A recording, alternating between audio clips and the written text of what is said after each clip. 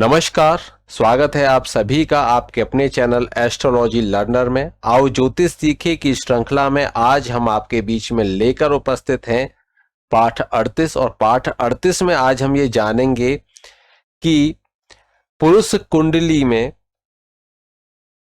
पत्नी मरण का विचार, पत्नी का स्वरूप कैसा होगा, कैसी दिखने में होगी, ससुराल पक्ष उस व्यक्ति का कैसा होगा, उसकी पत्नी का स्वभाव कैसा होगा, उनका विवाह चल पाएगा अथवा टूट जाएगा, या पत्नी की मृत्यु हो जाएगी या वह उसको छोड़कर चली जाएगी। इन सभी विषयों पर आज की इस क्लास में आपको जानकारी देने का प्रयास करूंगा। तो जीवन साथी आदि से संबंधित यहाँ पर आज हम चर्चा करने वाले हैं। तो चलिए शुरू करते हैं आज की इस महत्वपूर्ण क्लास को।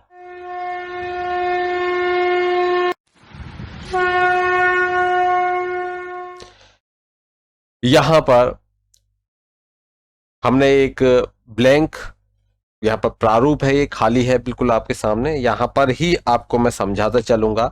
सबसे पहले जब भी हम जीवन साथी का विचार करते हैं तो जीवन साथी के साथ साथ में आपने देखा होगा कि गुण मिलान होता है। तो गुण मिलान में ये देखे जाते हैं कि 18 से ऊपर गुण मिलने चाहिए। वहां पर ग्रह मैत्री देखोगे, बकुट देखोगे और नाड़ी देखोगे, ये बहुत सारे वहां पर हैं, उनको आप देखते हो। और आप वहां पर ये देखते हो कि जो गुण हैं वह गुण में कम से कम 18 गुण आपके मिलने चाहिए। अब आपको देखना क्या है, उनके वो तो मिलना है, लेकिन मुख्य बातें क्या हैं जो हमको देखनी चाहिए कि पंचम देखना चाहिए। पंचम भाव अगर आप विवाह करोगे तो आपका वहां क्या होगा कि वंश वृद्धि करना। तो पंचम भाव जो संतान भाव है वह देखना बेहद आवश्यक है। सप्तम भाव को देखना बेहद आवश्यक है। और कहीं ना कहीं जब आप जुड़ोगे तो आपको ससुराल से भी कहीं ना कहीं जुड़ना है, तो ससुराल को देखना भी बेहद आवश्यक है। पत्नी के कुटुंब को देखना बेहद आवश्यक है। तो इन सभी बातों के लिए हम आज सीखेंगे किस प्रकार से आप विश्लेषण कर सकते हो, किस प्रकार से आप वहां तक पहुंच सकते हो कि कैसा जो उसका परिवार है कैसा होगा, वह स्त्री जिससे आपका विवाह होगा वह देखने में कैसी होगी। तो और किन किन परिस्थितियों में विवाह के जो योग हैं वह कमजोर होते हैं, वह मैं काफी दिनों से जो नवांश का प्रकरण चल रहा है उसमें मैं आपको बता रहा हूं। और यहाँ पर पुरुष कुंडली का जो पहला भाग था उसमें भी मैंने आपको बहुत सारे सूत्र भी बताए हैं। नवमांश कुंडली का जो भाग 2 है उसमें भी बहुत सारे सूत्र बताए हैं, और आज भी मैं आपको बहुत सारे सूत्र बता रहा हूं। तो आप उनमें से देखते चलिए, लगाते चलिए।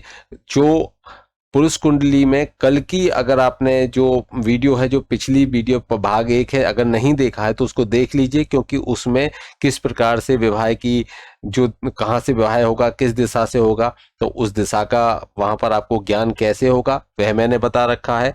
साथ ही साथ जो जिससे विवाह होगा वह किस किस राशियों की हो सकती है ये भी मैंने आपको वहां पर देखना सिखाया है, और किन किन स्थितियों में विवाह का समय बनता है वह भी मैंने आपको कैलकुलेट करना वहां पर बताया है। तो चलिए अब यहां पर हम आज कुछ महत्वपूर्ण बातों को, सबसे पहले जो सीखने वाले हैं वो एक नियम आपको विशेष रूप से हमेशा याद रखना है। यदि जो लग्न है, लग्न से हमको क्या देखना है, लग्न है मेष लग्न, काल पुरुष के आधार पर मेष लग्न की यहां पर हम कुंडली बना लेते हैं। पंचम ये हो गया, सप्तम ये हो गया, ठीक है। हमको देखना क्या है कि पंचम जो लग्न है, लग्न से पंचम और लग्न से जो सप्तम है, ये शुभ स्थान होने चाहिए, पाप कर्तरी में नहीं होने चाहिए। और साथ ही साथ इनके जो स्वामी हैं, इन भावों के जो भावपति हैं वह भी शुभ स्थिति में होने चाहिए। अगर ऐसी स्थिति है तो आप निश्चित मानिए कि वहां पर जो विवाह से संबंधित शुभ परिणाम है वह देने वाले हो जाते हैं। दूसरी बात, यहां से हमने लग्न से देखा, एक हम लग्न के साथ साथ हम चंद्रमा से भी देखते हैं। तो चंद्रमा जहां पर विराजमान हो वहां से, चंद्रमा यहां विराजमान है तो चंद्रमा से पंचम और सप्तम भी देखिए, 1 2 3 4 5। तो पंचम ये हो गया चंद्रमा से, हम देखें पंचम भाव हो गया दूसरा भाव, और वहीं 6 7, और जो यहाँ ये हो गया सप्तम भाव चंद्रमा से। अब हम किसको देख रहे हैं? चंद्रमा को देख रहे हैं। किससे हो रहे हैं? ये चंद्रमा से। और ये किससे हो रहे हैं? ये लग्न से हो रहे हैं। ये किससे हो रहे हैं? लग्न से। तो ऐसी परिस्थितियों में यहाँ पर जो भी चंद्रमा से पंचम देखिए, चंद्रमा से सप्तम देखिए, और इन भावों के जो भावपति हैं वो शुभ स्थिति में हो, उच्च के हो, केंद्र में हो, त्रिकोण में हो, शुभ कर्तरी में हो। इसी प्रकार से जो लग्न से पंचम सप्तम है, ये भाव भी शुभ स्थिति में होने चाहिए। यहां पर पाप कर्तरी नहीं होना चाहिए, शुभ कर्तरी योग में होने चाहिए।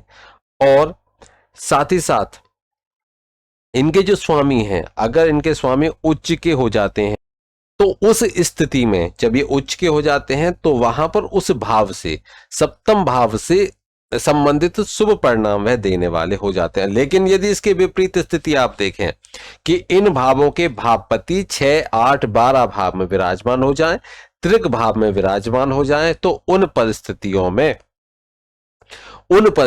में वहां पर जो विवाह से संबंधित सुख हैं उनमें कमी आनी शुरू हो जाएगी।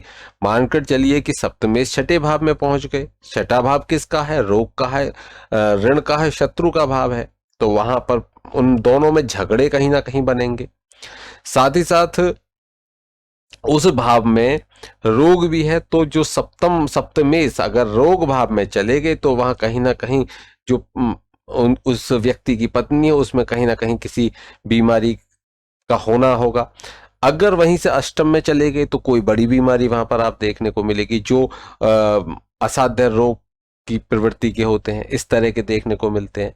12 भाव में पहुंच गए तो वहां उस भाव का तो पूरी तरीके से व्यय कर देंगे, समाप्त कर देंगे उस भाव को। और ये भाव सप्तम का जो 12वां भाव हो गया, लग्न से जो 12वां भाव, वो सप्तम के लिए अगर हम देखें सप्तम की दृष्टि से, तो वह सप्तम का क्या हो गया? सप्तम का वह कौन सा भाव हो गया? जो सप्तम है, सप्तम से वहां व्यय हो रहा है। तो यहाँ पर लग्न से हम देखेंगे कि लग्न का व्यय कहां पर हो रहा है? लग्न का, शरीर का व्यय कहां पर हो रहा है? द्वादश भाव में। और यहीं से अगर सप्तम से देखेंगे, सप्तम से षष्ठ व्यय भाव है। सप्तम से षष्ठ क्या है? व्यय भाव है। तो पत्नी का व्यय छठा भाव हो गया। तो यहां से भी हम ये अनुमान लगा सकते हैं। अब जिस प्रकार से ध्यान दीजिए, जो मैं आपको बताना चाह रहा हूं, ध्यान दीजिए, बहुत अच्छे से इसको समझने का प्रयास कीजिए। यहां पर जैसे लग्न कौन है, जिस व्यक्ति की हम कुंडली देख रहे हैं, जिस व्यक्ति का हम विश्लेषण कर रहे हैं, जो जातक है वह यहाँ पर लग्न है, उसी का हम विवेचन करेंगे।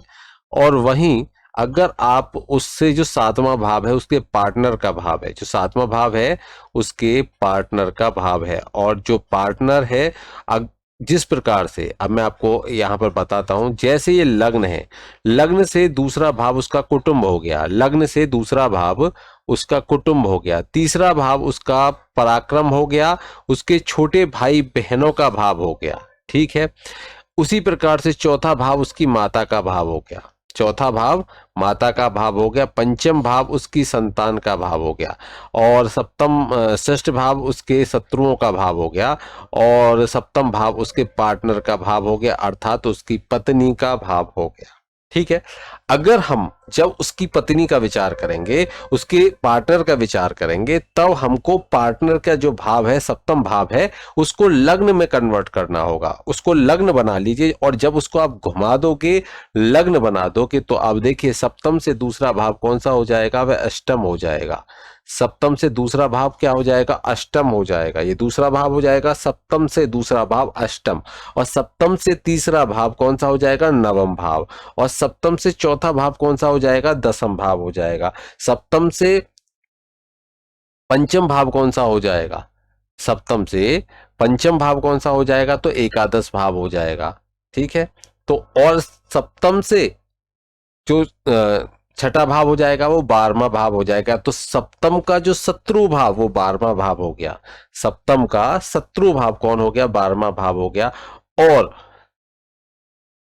सप्तम का सप्तम भाव लग्न हो गया। तो आप इस तरीके से समझ गए होंगे। अगर हम सप्तम से ये देखेंगे, किसी की पत्नी का विचार करेंगे, किसी व्यक्ति की पत्नी का विचार करेंगे, सोचेंगे ससुराल कैसी होगी। देखिए यहां पर, देखिए सूत्र को, यहां पर 1 7 अब ससुराल कैसी होगी, अर्थात पत्नी का कुटुंब कैसा होगा, तो ये अष्टम भाव आएगा। तो अष्टम भाव से क्या करोगे आप, अष्टम भाव से विचार किसका करोगे, ससुराल का विचार करोगे अष्टम भाव से। अष्टम भाव से किसका विचार करोगे, ससुराल का विचार किससे करोगे, अष्टम भाव से। यहां तक ये बिल्कुल आपको समझ में आ रहा होगा कि सप्तम से दूसरा भाव अर्थात कुटुंब हो गया किसका, सप्तम कौन है, सप्तम पार्टनर है आपका, सप्तम आपकी पत्नी का भाव है और कलत्र भाव है। ये कलत्र भाव से दूसरा भाव जो हो गया वह कुटुंब का भाव हो गया, किसके कुटुंब का, पत्नी के कुटुंब का भाव हो गया। यहां तक आप समझ गए होंगे। अब तीसरा भाव क्या हो जाएगा, उसके भाई बहनों का भाव हो जाएगा, भाई बहनों का भाव हो जाएगा। तो यहां से आप ये देखिए कि ये भाई बहनों का भाव हो गया, कौन सा, तीसरा भाव हो गया सप्तम से, जो नवम भाव हो गया। इसी प्रकार से आप देखते चलोगे और भावों को यहां पर इस प्रकार से यहां से समझते चलोगे। चलिए अब यहां पर आगे हम समझ लेते हैं, सूत्रों को यहां पर अब हम लगाते चलेंगे और समझते चलेंगे और आपको ये समझ में आता रहेगा। एक विशेष सूत्र और आपको समझना होगा कि जब भी पहली पत्नी का विचार करोगे, जब भी पहली पत्नी का विचार करोगे तो सप्तम भाव से करोगे, लेकिन जब भी दूसरी पत्नी का विचार करोगे तो उस भाव से तीसरा भाव, 1 2 3, समझ में आ गया। उस भाव से छोटे भाई बहनों का, पत्नी की छोटे भाई बहन, अब छोटे भाई बहन आप लगाइए, भाई यहां से उसके भाई का, यानी अर्थात जिसकी ये कुंडली है उसके साले का विचार करोगे तो नवम से करोगे। और एक बात और विशेष आप देखिए कि जब यहां पर, यहां कौन है, पत्नी का भाव है, अब पत्नी के भाव से तीसरा भाव में उसके छोटे भाई बहन, अब छोटे भाई बहन आप देखिए कि कभी भी किसी भी कारणवश से अगर किसी व्यक्ति की, पहले समय में ऐसा होता था, किसी व्यक्ति का एक विवाह हुआ और विवाह से कोई संतान उत्पन्न नहीं हुई, उसके बाद में क्या होते थे कि उसकी कोई छोटी बहन हो तो उससे उस व्यक्ति का विवाह करा दिया जाता था, उससे उस व्यक्ति का क्या करा दिया जाता था, विवाह करा दिया जाता था। आपने देखा होगा बहुत सारे परिवारों में ऐसा होता है कि अगर कहीं नहीं हो पाई कोई संतान तो उसकी छोटी बहन अगर कोई है तो वहां पहले होता था, विवाह करा दिया जाता था। तो यहां पर ये दूसरी जो उसकी पत्नी होगी वह ये मानकर चलिए कि वो जो पहली पत्नी की छोटी बहन की तरह होगी, आप ये मानकर चलिए पहली पत्नी की छोटी बहन की तरह होगी। तो जब हम कुंडली को घुमाएंगे, इस चक्र को घुमाएंगे, तो जो सप्तम है उसे लग्न बनाएंगे और सप्तम से तीसरा भाव किसका हो गया, उसकी छोटे भाई बहनों का, साला, साले का और साली का भाव हो गया। और इसी प्रकार से आप इसको देखिए, छोटे भाई की पत्नी का भाव भी आप इसको देखिए, छोटे भाई की जो पत्नी है उसका भाव भी आप देखिए। आपकी अगर कोई पत्नी है तो वह जो आपसे छोटा भाई है उसकी पत्नी को क्या मानेगी, देवरानी, देवरानी अर्थात छोटी बहन की तरह उसको ट्रीट करेगी। ये भी होता है कई कई परिवारों में कि अगर बड़े भाई का विवाह जहां से हुआ है वहीं से उसकी छोटी बहन से छोटे भाई का भी विवाह हो जाता है, तो उस स्थिति में अगर आप देखोगे तो वहां पर वह भी छोटी बहन हुई, तो ये तीसरा भाव हो गया। तो यहां से हम तीसरे भाव से, सप्तम से तीसरा भाव अर्थात नवम भाव से किसका विचार करेंगे, नवम भाव से हम देखेंगे उस व्यक्ति की दूसरी पत्नी का विचार करेंगे, तो अगर दूसरा विवाह होगा तो यहां से विचार करेंगे, और यहां से ही विचार हम करेंगे छोटे भाई की पत्नी का भी विचार करेंगे, उस व्यक्ति की छोटे भाई की पत्नी का विचार भी यहीं से करेंगे, उस व्यक्ति की साली का विचार भी यहीं से करेंगे, उस व्यक्ति की जो साला है उसका विचार भी यहीं से करेंगे, उस व्यक्ति की जो पत्नी है उसका जो कुटुंब है पूरा, उसका विचार कुटुंब भाव दूसरे भाव से हम करेंगे। यहां आपको समझ में आ रहा होगा, उस व्यक्ति की वाणी का हम विचार करते हैं, वाणी विद्या का विचार, वाणी का विचार, चल अचल संपत्ति का विचार हम करते हैं, किससे करते हैं, दूसरे भाव से करते हैं। वही काम आप किससे करोगे, सप्तम से करोगे। बड़ा आसान है समझना। और अगर किसी व्यक्ति का तीसरा विवाह है, अगर किसी व्यक्ति का तीसरा विवाह हमको देखना है तो कैसे देखोगे, अब जो दूसरी आई, अब पहली को यहीं छोड़ दो, पहली का यहां तक रहा और दूसरी आई तो दूसरी की छोटी बहन मानकर चलिए, दूसरे की छोटी बहन, कैसे, यहां दूसरा भाव उसका कुटुंब हो गया और यहां तीसरा भाव उसका क्या हो गया, तीसरी पत्नी का भाव हो गया। यहां तक आपको ये पूरा जो चार्ट है बहुत अच्छे से समझ में आया होगा। चलिए अब हम बात करेंगे सूत्रों की। तो सूत्रों की हम बात कर लेते हैं।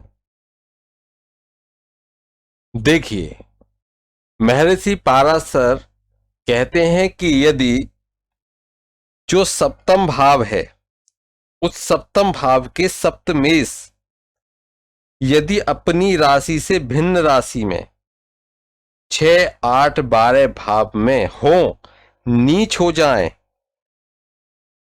या तो 6, 8, 12 में हो जो कि त्रिक भाव है, या फिर वह नीच अवस्था में हो, तो ऐसे व्यक्ति की जो पत्नी होती है वह रोगों से ग्रस्त होती है।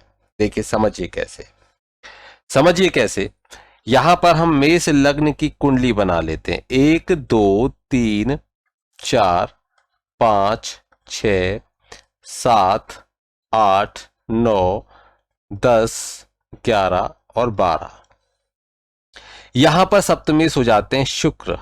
अब ये शुक्र या तो यहां पर विराजमान हो जाए,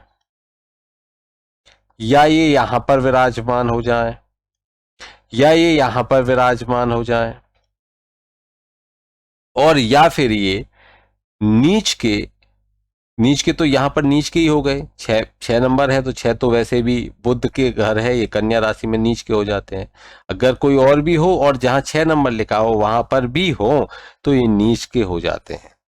ऐसी स्थिति में उस व्यक्ति की जिसकी कुंडली में ऐसी स्थिति यहां पर शुक्र की बनेगी, वहां पर देखिए शुक्र की नहीं, जो सप्तमेश की स्थिति बनेगी तो वहां पर उस व्यक्ति के क्या हो जाती है, जो पत्नी होती है वह रोगिणी होती है। रोगों उसको कोई ना कोई रोग रहता है, अवश्य कोई ना कोई उसको रोग मिलेगा।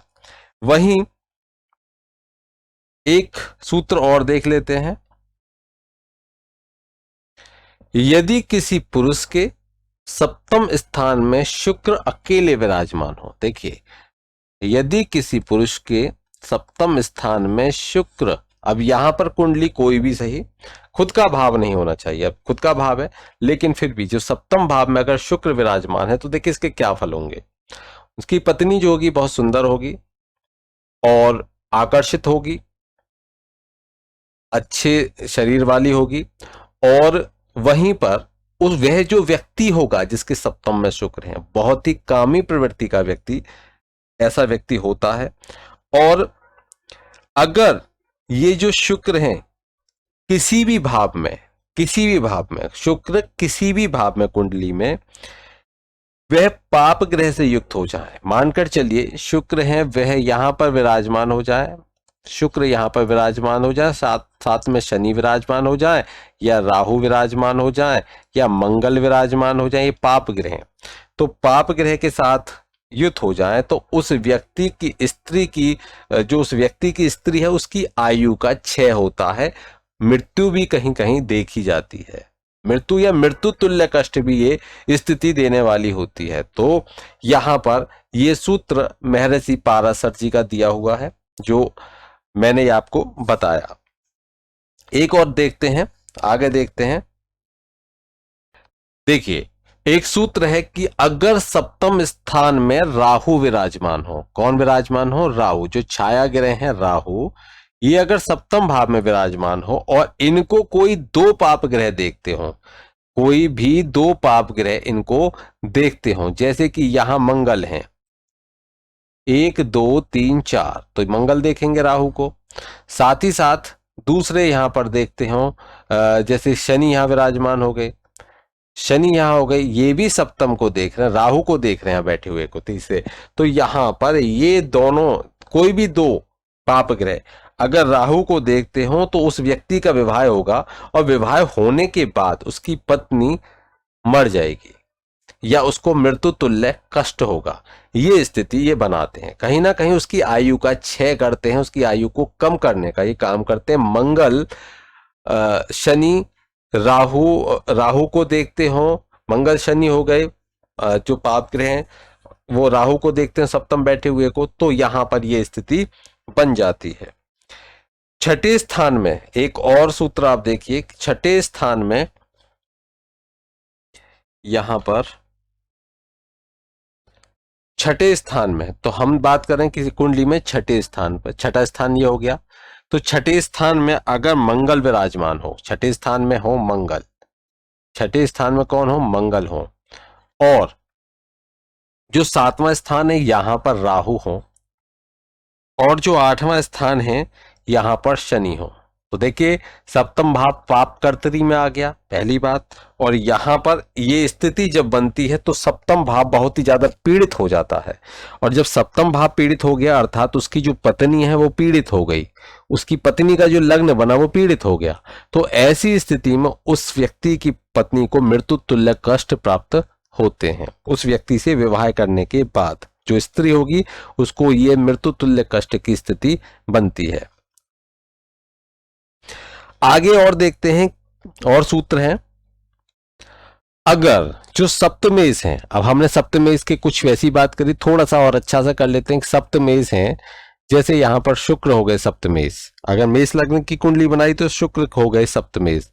तो जो सप्तमेश है अगर वो सप्तमेश है वो क्या है, अगर बलवान है, बलवान है, अच्छे अंशों से हैं, और अस्त नहीं हुए हैं, किसी शुभ ग्रह के साथ में विराजमान है, जैसे शुक्र यहाँ पर विराजमान हो गए, किसके साथ में, बुध के साथ में विराजमान हो गए, या ये किसके साथ में विराजमान हो जाते हैं, जैसे चंद्रमा के साथ में विराजमान हो जाते हैं, तो चंद्रमा के साथ में विराजमान हो गए, तो इस तरह से इनकी जो शुभ स्थिति बन जाती है, बुध को हटा दीजिए, शुक्र और चंद्रमा अगर विराजमान है तो यहाँ पर ये स्थिति अच्छी होती है। और देखिए अगर यहां पर जो ये स्थिति है ये उस व्यक्ति का जो विवाह है बहुत ही शुभ विवाह स्थिति बनाता है, और क्योंकि जो सप्तमेश हैं वह कहाँ आकर विराजमान हो गए, सप्तमेश विराजमान हो जाते हैं आकर दसम भाव में, और जो सुख भाव के स्वामी हैं, यहां देखिए चंद्रमा अगर बैठे तो सुखेश हो गए, सुख भाव के स्वामी और सप्तम भाव के स्वामी जब दोनों एक साथ बैठे हुए हैं तो उस स्थिति में उस व्यक्ति को सभी प्रकार के जो विवाह के बाद में सभी प्रकार के सुख प्राप्त होते हैं। उसकी पत्नी रूपवान होती है, बहुत सुंदर होती है, रंग गोरा होता है। यहाँ पर आप ये ग्रह के आधार पर ये लगा सकते हो कि उसकी पत्नी का जो रंग होगा कैसा होगा, क्योंकि एक प्रकार से ये आप लग्न की तरह समझिए, पत्नी के लग्न की तरह समझिए कि यहाँ पर जो ग्रह है उसके आधार पर, जो राशि है उसके आधार पर आप ये अनुमान लगा सकते हो कि उस की जो पत्नी होगी कैसी होगी। अगर मानकर चलिए यहाँ राहु विराजमान है, यहाँ शनि विराजमान है, ऐसी स्थिति में गेहुआ रंग हो सकता है उसकी पत्नी का, या फिर वह सांवली भी हो सकती है। और अगर यहाँ पर चंद्रमा विराजमान है तो वह जो पत्नी होगी वह गौरवर्ण की होगी, गोरी होगी। वहीं अगर शुक्र विराजमान है तो अति गोरा रंग उसको मिलेगा। लेकिन यदि खाली शुक्र विराजमान है तो वहां पर वह जो स्त्री होगी वह गेहुआ से थोड़ा सा साफ रंग होगा और अच्छा वहां पर रहेगा। लेकिन यदि चंद्रमा भी साथ आ जाते हैं तो बिल्कुल एकदम जिसको कहते हैं बिल्कुल गोरा रंग हो जाता है, तो वह स्थिति यहाँ पर बन जाएगी। अगर सूर्य आ जाते हैं तो भी गोरा रंग होगा, और गेहुआ रंग और गोरा रंग इन दोनों में रहता है, सांवला नहीं होता।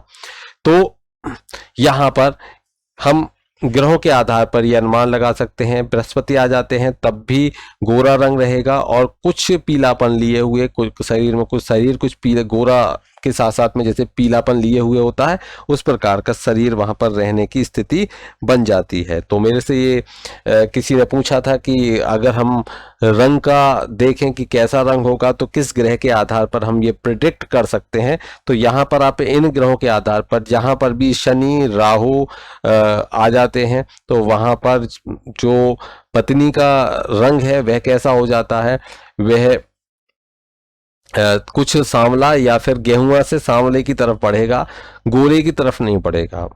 चेहरा गोरा हो सकता है, हाथ पैर काले होंगे, कुछ ना कुछ आपको देखने को ऐसा मिलेगा। वहीं जो यदि यहाँ पर गुरु हो, शुक्र हो, चंद्रमा हो तो वहां उसका रंग कैसा हो जाता है, गोरा हो जाता है। तो ये आपको देखना है। गुरु अगर होते हैं तो वह स्त्री धार्मिक प्रवृत्ति की रहती है, लेकिन सप्तम में जो गुरु विराजमान होते हैं उस स्त्री को अहंकारी बना देंगे, या उसके जो वैवाहिक जीवन है उसमें थोड़ी सी परेशानियां वहां पर दे देते हैं, अगर वह अकेले विराजमान है तो। वहीं पुरुष की कुंडली में अगर शुक्र अकेले विराजमान है तो वह वहां सप्तम भाव से संबंधित परेशानियां वहां पर दे देंगे, लेकिन पत्नी का रंग तो साफ रहेगा। ठीक है, आगे हम देखते हैं, अगर जो सप्तमेश हैं ये परम उच्च की स्थिति में आ जाते हैं और शनि की राशि में विराजमान हो जाएं, परम उच्च हो गए और शनि की राशि में विराजमान हो जाएं और शुभ ग्रह उनको देखते हो, या फिर शुक्र की राशि में वह उच्च के हो रहे हो, तो उस व्यक्ति के बहुत सारी जो पत्नियों का योग होता है, या उसकी महिला मित्र बहुत सारी होती हैं।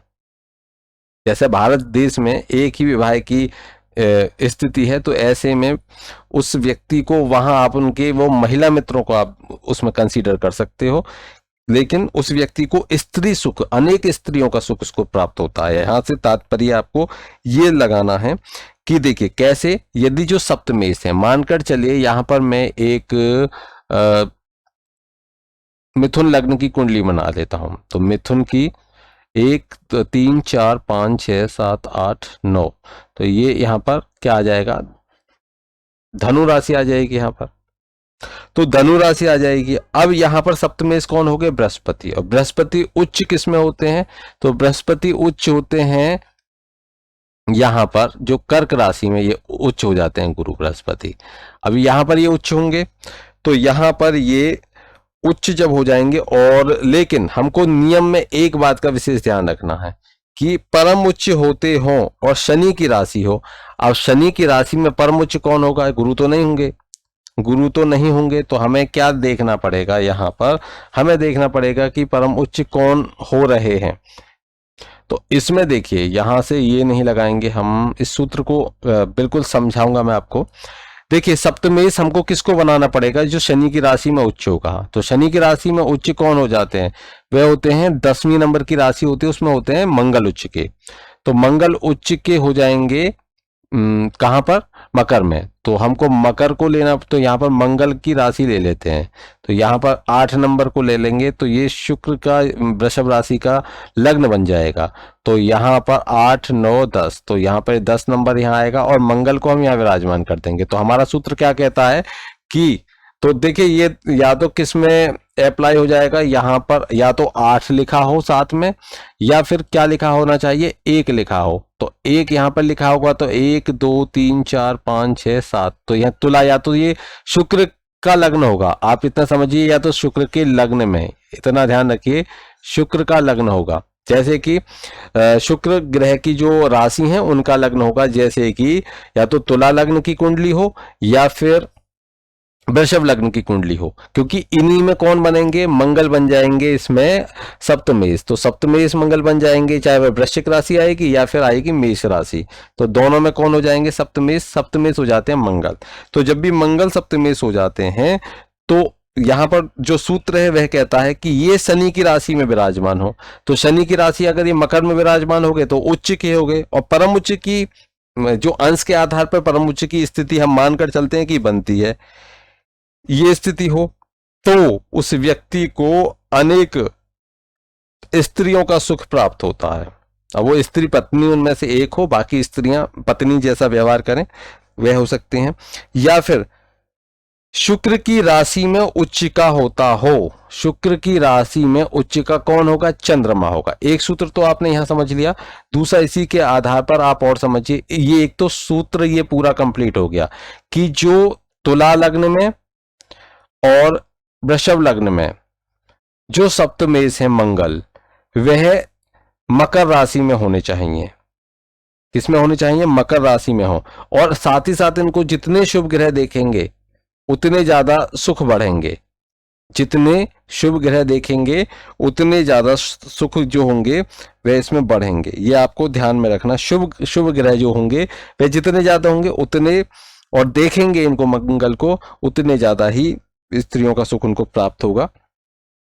वहीं एक सूत्र और है इसके अलावा, इस प्रकार का एक सूत्र और है इसके अलावा जो आपको ध्यान में रखना होगा कि शुक्र की राशि में जो उच्च का होता हो, अगर सप्तमेश शुक्र की राशि में उच्च का होता हो, तो सप्तमेश शुक्र की राशि में उच्च का कौन होगा?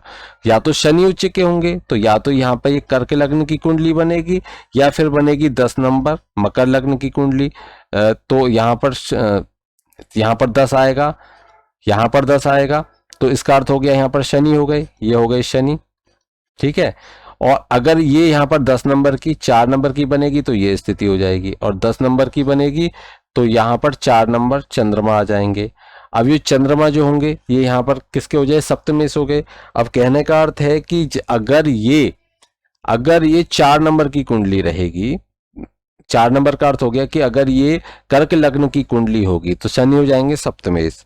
तो जब जो सप्तमेश है वह किस में उच्च होंगे? तुला राशि में उच्च के हो जाएंगे। तो यहाँ पर कर्क लग्न में 7 नंबर पर अगर ये जो शनि है ये यहाँ पर विराजमान हो जाए तो ये क्या हो जाएंगे? उच्च के हो जाएंगे, ठीक है, यहाँ पर उच्च के हो जाएंगे।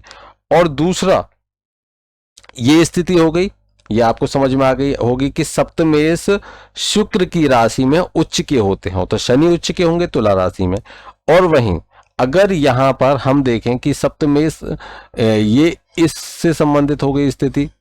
अब हम देखेंगे अगर मकर लग्न की कुंडली होगी तो उसमें सप्तमेश होते हैं चंद्रमा, तो चंद्रमा सप्तमेश होंगे, तो यहां पर 2 नंबर आएगी जो शुक्र की राशि वृषभ। अगर यहां पर चंद्रमा विराजमान हो गए तो वहां तब भी उस व्यक्ति को अनेक स्त्रियों का सुख प्राप्त होगा। यहां इसको आप नोट कर रख लीजिए। आगे और भी सूत्र हैं जिनका हम आपको बताते चलेंगे, और भी बहुत सारे सूत्र हैं जहां मैं इसको हेज कर देता हूं।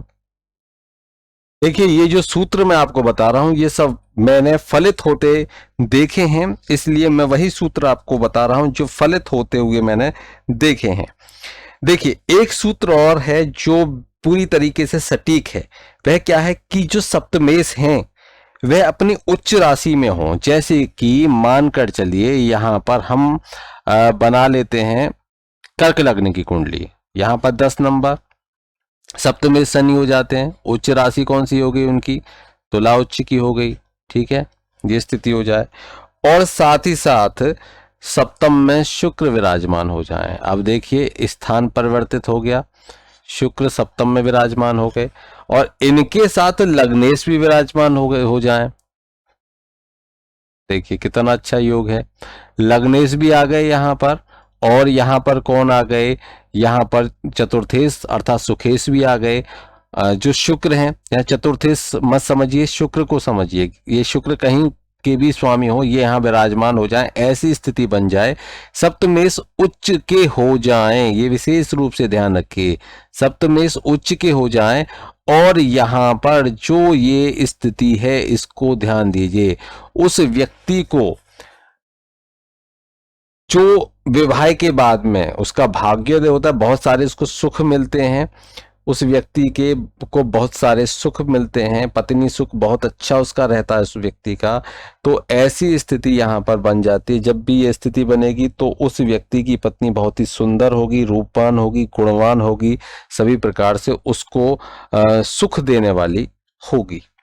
तो यहाँ पर ध्यान दीजिए, गोरा रंग होगा उसका, रूपवान होगी, रूपवान होगी, ये स्थिति जब ऐसी बनेगी। फिर से सुनिए सूत्र को, सप्तमेश जो उच्च के हो जाएं, सप्तमेश क्या हो जाएं? सप्तमेश उच्च के हो जाएं, उच्च राशि में चले जाएं, जहां पर ये उच्च के होंगे वहां पर चले जाएं उस राशि में। और जो उच्च के हो गए और कहां पर हो गए? जो लग्नेश हैं वह कहां पर चले गए? वह चले गए 7वें भाव में। लग्नेश कहां चले गए? 7वें भाव में। शुक्र रख लीजिए या कोई भी शुभ ग्रह रख लीजिए आप, शुक्र हो या कोई भी शुभ ग्रह होने चाहिए, ये ध्यान रखिए विशेष रूप से। शुभ ग्रह चंद्रमा हो गए, शुक्र हो गए, बुध हो गए, तो ये शुभ ग्रह हैं। गुरु हो गए, लेकिन अकेले ये शुक्र और गुरु नहीं होने चाहिए, कोई साथ में होना चाहिए, ये विशेष रूप से ध्यान रखिए। तो ऐसी स्थिति में उस व्यक्ति को बहुत ही गौरवर्ण की रूपवान सुंदर पत्नी प्राप्त होती है, जो उसको सभी प्रकार से सुख देने वाली होती है। चलिए, यहां आपको ये सूत्र अच्छे से समझ में आ गया होगा। अब हम देख लेते हैं कुछ ऐसे सूत्र जो कि कहीं ना कहीं पत्नी भाव का नाश करते हैं, जो कि पत्नी भाव का नाश करते हैं। उन सूत्रों को हम जरूर समझेंगे, उन सूत्रों को हम जानेंगे अच्छी तरीके से। अगर आपको कुंडली का विश्लेषण कराना है तो आप हमसे वह विश्लेषण अलग करा सकते हैं, और उसके लिए मैं आपको नंबर दे दूंगा, तो वहां आप मुझे मैसेज कर सकते हो, तो वहां फिर जो भी उसके चार्ज हैं आपको बता दिए जाएंगे। देखिए, आगे देखते हैं कि जो सप्तम भाव में, देखिए ध्यान से रखिए, सप्तम भाव में अगर चंद्रमा विराजमान हो और जो सप्तमेश है वो कहां पर चले जाएं, 12वें भाव में। ध्यान से देखिए, चंद्रमा, अब यहां लग्न ही हम चंद्रमा को नहीं बना रहे, सिर्फ हम चंद्रमा की बात कर रहे हैं। अगर सप्तम भाव में चंद्रमा विराजमान हो, और मानकर चलिए यहां पर हम ये कुंडली बना लेते हैं, सप्तम भाव में चंद्रमा विराजमान हो, तो यहाँ तो वैसे ये नीच के हो गए, लेकिन नीच के भी नहीं होते हैं, तब भी मैं आपको बताता हूं कि सप्तम भाव में चंद्रमा विराजमान हो, जो सप्तमेश हैं वो कहां पर चले जाएं, वह चले जाएं 12वें भाव में। कहां पर चले जाएं, 12वें भाव में। सप्तमेश कहां चले गए, यहाँ। मंगल सप्तमेश हो गए, वो यहाँ चले गए 12वें भाव में। विशेष रूप से देखिए ध्यान से। और जो कारक है, अगर पुरुष की कुंडली है तो कारक कौन हो गए, शुक्र हो गए। तो शुक्र जो कारक हैं, सूर्य जो कारक हैं, तो ये जो कारक हैं इसमें, ये कहां चले जाएं, 6, 8, 12 में चले जाएं, निर्बल हो जाएं। कैसे कि, जैसे कि यहां पर अगर जो शुक्र बनेंगे वो शुक्र कहां चले जाएं, नीच के कर देते हैं हमको उनको, या सूर्य के साथ यहां पर विराजमान हो जाएं। सूर्य के साथ आप ये देखिए, शुक्र विराजमान हो गए, अस्त अवस्था में हो गए, निर्बल हो गए, कोई फल नहीं देने वाले। ऐसी स्थिति में उस व्यक्ति को पत्नी का सुख प्राप्त नहीं होता, या होगा तो नगण्य होगा, बहुत कम होगा।